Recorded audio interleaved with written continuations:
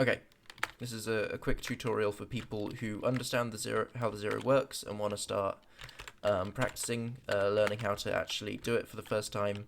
If you don't know how it works, basically dragon goes circly in the sky when you first spawn in. It either does it at the front of the island or the back of the island. Back is a lot more difficult to zero cycle, front is easier. And you build up and you blow it up with beds. And I'm going to show you how you do that. So you're going to want to download this map, join in here, make sure you're set up. You're going to want to try the front dragon first because it's easier. You're going to want to set this to diagonal node. We're not going to do 1/8 because that's I don't know how to do 1/8. I haven't bothered to learn that yet. But set it to front dragon. Make sure it's an exposed spawn. Set up your inventory how you want it. This is how I have my hotbar. This top line will be your hotbar. I have respawn anchor and glowstone right next to it, pickaxe, water bucket, my bed. You only need one bed in your hotbar. You're going to pick block the other beds in your inventory up there. My reset egg, which will be where the Eyes of Ender go in my hotbar in a real run. So that, remember, you need at least one spot. It can be your offhand. You could have Eyes of Ender in your offhand. So you could have this whole thing filled up. Ender pearls, food, cobblestone. You don't actually need any food to do a zero cycle as long as you've just done a hunger reset in the portal room before you do it. You'll be absolutely fine as long as you don't mess it up, which is very easy to do. Anyways, these are your many different towers that you can use, and we're going to start off with small cage and tall cage. If you're feeling really unconfident, you're struggling with a small cage, just select tall cage. We don't start with a small boy, although it's generally easier to start with the smaller towers and work your way up. The small boy is actually really difficult. You find yourself really tight for time trying to get up to the right height. Anyways, so first thing you're going to want to do is practice your pearling. You want to go one pearl and another pearl. Seems easy, it isn't. It's really difficult. So you just want to get used to that first pearl and the second pearl. And I always do a jumped pearl. Basically, I try and get it as far as I can that way. And you might want to go a little bit wider if you want. That's because when we start getting back dragons into the equation, you land yourself in a really good place to switch tack. You know, you set yourself up so you're easily able to go for a front dragon, but as soon as you see the dragon isn't there, you can immediately realize, oh, it's a back dragon, I need to go back here. So we do our first two pearls. For the cages, pearling into a cage is a little bit different from pearling into any other tower. It's really easy to clip inside the iron bars, so when you land, you're going to want to be jumping and moving backwards to stop yourself from clipping in. And clutching on the side here, you're basically looking straight down.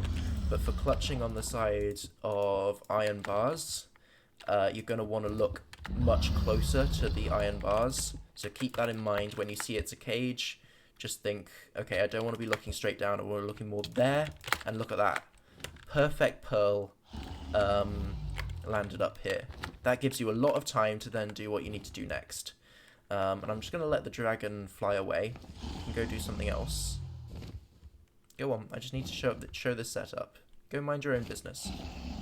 Damn, this is a really low dragon. Do you mind?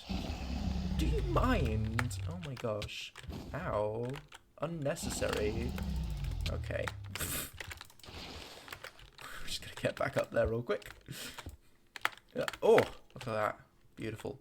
So then once you're up here and the dragon's still circling in the sky and not fireballing you, you're going to want to go to the very end of this block.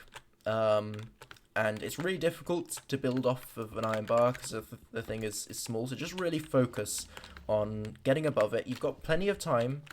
These are easy ones to do. You've got plenty of time. Focus on getting on top of the block, and you're going to want to be going up, and as you're going up, you want to go out 2 blocks.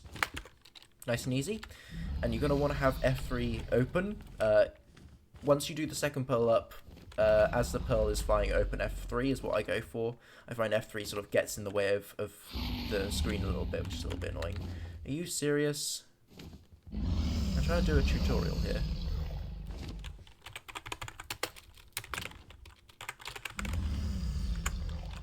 You asked for it. So yeah, we've gone up, we've gone out 2 blocks. We've gone up to 95. 95 is the magical number. If you're struggling with 95, start by going to 90, and then work your way up to 95. And from here, once you're at 95 at this spot, you then want to go out this way and go up 2 more blocks, and then place 2 blocks here. There are other ways to get in this position. I find this is the fastest and easiest way, for at least for me to do it. I do this because I saw Dougal practicing the zero cycle, and that's how he did it. Other people will do it different ways. You can mess around and come up with your own setups. And once you've put those 2 blocks out, 2 blocks up, respawn anchor on top and to the side, and now this bed is here and ready to go. And yeah. Lovely. Now you can do it for real.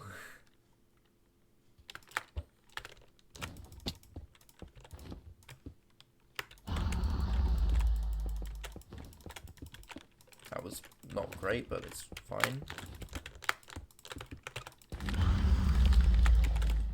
Because we have plenty of time. Here the dragon comes. There we go. And this is roughly the right timing. It's not perfect. Oh no, my timing is completely off. The dragon's got too low. It's fine, because the dragon's dead. But that was the sketchiest zero cycle you'll probably ever see. Timing-wise, it's the perfect timing is similar to what you're looking for in the 1 cycle. Because what you want is the dragon's small head hitbox to be just arrived over the top of the bed.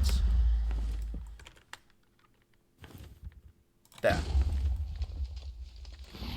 And maybe just slightly later than that, because the main difference in timing between the 0 cycle and the 1 cycle is you really have to manage the dragon's height. As a general rule of thumb, earlier beds will do more damage, but not enough knockback. Later beds will do less damage, but more knockback. So if you find the dragon's getting uncomfortably low, you're going to want to do a slightly later bed to keep it at bay. Depending on how many, if you're working on a small amount of beds, you might want to just focus on damage, and that's how, people pull off 4 bed 0 cycles by doing weird setups. And if you find the dragon circling too high for you to do a good amount of damage to it with the regular timing, do a bed slightly early. It will allow the dragon to descend a bit further while dealing increased damage, and that will allow you to, when you can master that level of timing, you'll be able to pull off 6 bed zeros. It takes a long time. I can't remember when I started learning Zero. It was many months ago, and I've been practicing solidly since then. Like every time I come to speedrunning, I do at least 1 0 cycle, 1 successful 0 cycle, and I'm still okay at them. I'm nothing crazy. So that's your cages, your small and tall cage. Numbers are the same. Y95 is the ideal height to go to for those. Okay.